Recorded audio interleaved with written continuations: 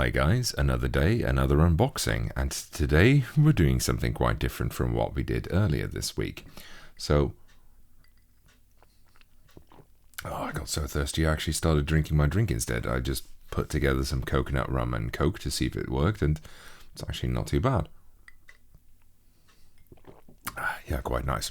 So, let's get straight into this. How am I going to start here? Yeah, let's start at this end of this bag.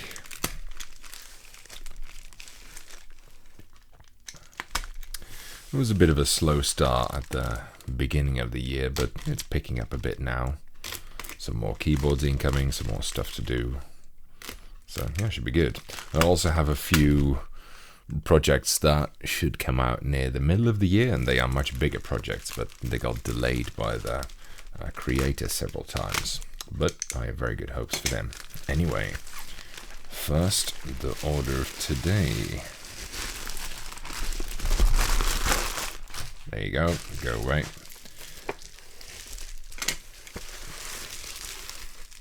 You can already see the logo through the bubble wrap. More knife. More knife is more better. There you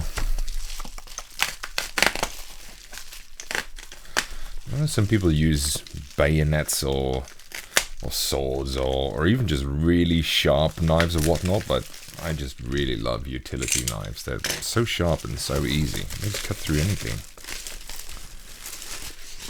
Right, there you go. Today we're looking at the Gamakay, I'm not sure how to pronounce it, TK75 HE magnetic switch keyboard. Yes, that's correct.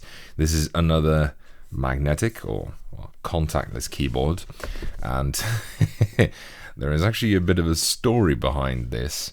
I think the makers of this keyboard, or at least their salespeople, approached me saying, well, this is the only contactless keyboard you can get for, I think it was under $100 or something like that. I forgot exactly what it was. And at first I thought, well, is this a basic keyboard now? Do I really want to review this? But then I thought, well, actually that means that now contactless keyboards have become, instead of, a luxury or very specialized high-end item, they're starting to become a bit of a banality. In fact, I was, for the first time, really starting to think, do I really want to review this contactless keyboard? But that's not a bad thing. That's a good thing, because I kind of want everyone to be able to try out contactless switches. So far, very few of them have been bad to me. And the ones that have were mostly crappy ones from the Soviet Union, it's just, they were decades old anyway. So let's have a look at this. So it says magnetic switch, and the pictogram of it looks a bit like a Utemu dustproof switch. Blah blah million RGB, multi-platform compatible, rapid trigger. Rapid trigger is an extra feature that you can install on some contactless keyboards, well, analog keyboards I should say. It allows you to more rapidly trigger a key with analog sensing, which means that this keyboard should also be analog, and not all contactless keyboards are that. So analog and probably also adjustable actuation. That's good. That's an excellent extra. Little manual. There you go. Let's see. What's mine here? It's just the cable, is it? Yeah. White cable. Nothing special about that. And a combination switch and wire puller, which means the keyboard is also hot swappable, even though I don't think it said. Yeah, it doesn't say on the keyboard, but considering it has a switch puller, it almost certainly has to be. It's a very generic model, this. I think I've got several of these. This one has a little metal strip in the middle, but That's fine. Well, actually, this has a little bit of texturing on the switch gripper part. Anyway, it doesn't really matter. It's not the most interesting part of this box. The most interesting part is this. The actual keyboards. Nothing else in here. No. That is empty. So let's carefully fold this back. Tuck it in neatly. That, and then close it properly so that I can throw it over my shoulder. Right, there you go. The Gamakay TK75 HE, I think it was. It's obviously got a blue color scheme, and that looks like a double shot keycaps.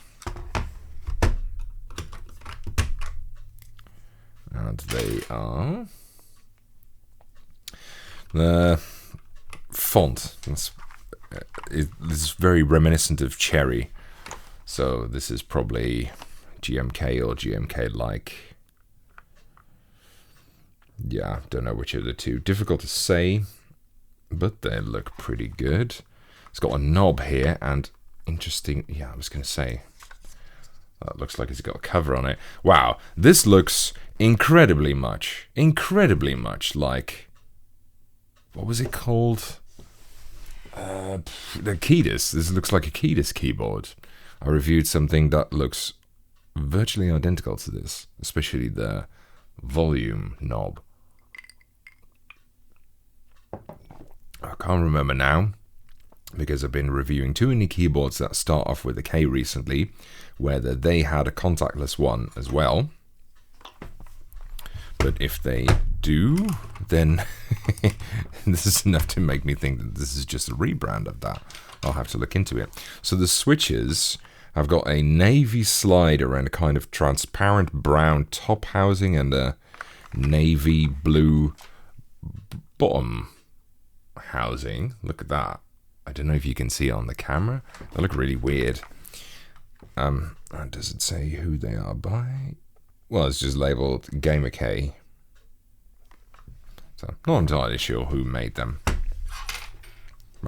I'm half tempted to grab the Keydis keyboard now just to compare it to it, but I think I'll refrain this time. First, let's, motherfucker, try it out real quick. Open a testing program.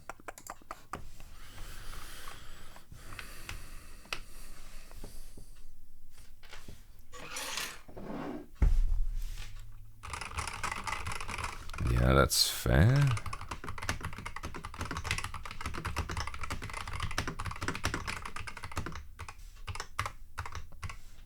Okay, so the sound is not what I expected. Yeah, not what I expected at all. So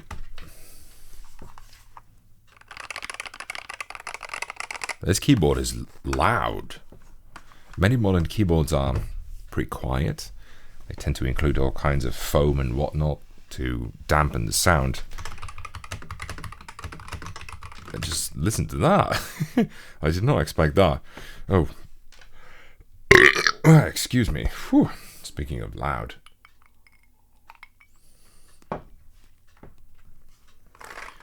So at the rear, it has a dongle hidden in the casing here. Again, this seems extremely similar to one of these Keydis keyboards. Yeah, man, I'm gonna have to look that up. Bear with me for a second. Okay, so I don't really want to go into reviewing mode. I tend to avoid that during unboxings. But I think it is just visually inspired by it, or at least there are some differences that I see. So the fonts on the keycaps are different. That's not saying all that much, but the layout is slightly different. And although the knobs look almost identical from a distance, maybe the dimensions are slightly different. That said, the housing is also subtly different. Man, it's exactly the same size, but Yeah, and the feet are also slightly different. These are 2-part ones, these are single-part ones. The hole for the, what's it called, the dongle is exactly the same. I think even the dongle is the same. I probably don't have that within reach here. Where are you? Oh, it doesn't really matter. Anyway, I think the dongle looks identical. The power switch looks, yeah, that looks identical. The slippy things, identical. Case clamps, definitely identical. Yeah, the holes for the screws, absolutely identical. The label thing, identical. Yeah, so this looks like it is, at least the housing looks exactly the same. But this is a different weight, though. I think yeah, this one's definitely lighter than the Keydus. So yeah, I'm really curious. I think I'm gonna have to ask Gamakay where they got all this, and whether it's, yeah, the lock lights as well. This has got lock lights here between the navigation keys and the alpha block. This one doesn't. I'm gonna have to ask them if there is any relation or something. Yeah, I see lots of little differences, but also many things that are the same. I think the biggest difference is the layout. It's different in a lot of places. So, you know, you've got a delete key here, which the Keydus doesn't. Well, interesting. I did not expect to talk for this long about this keyboard, frankly. So, in any case, I'm gonna have what the hell? I was gonna close off the video there, but am I going absolutely crazy? Or is this case curved? Yeah, I'm not crazy, I think.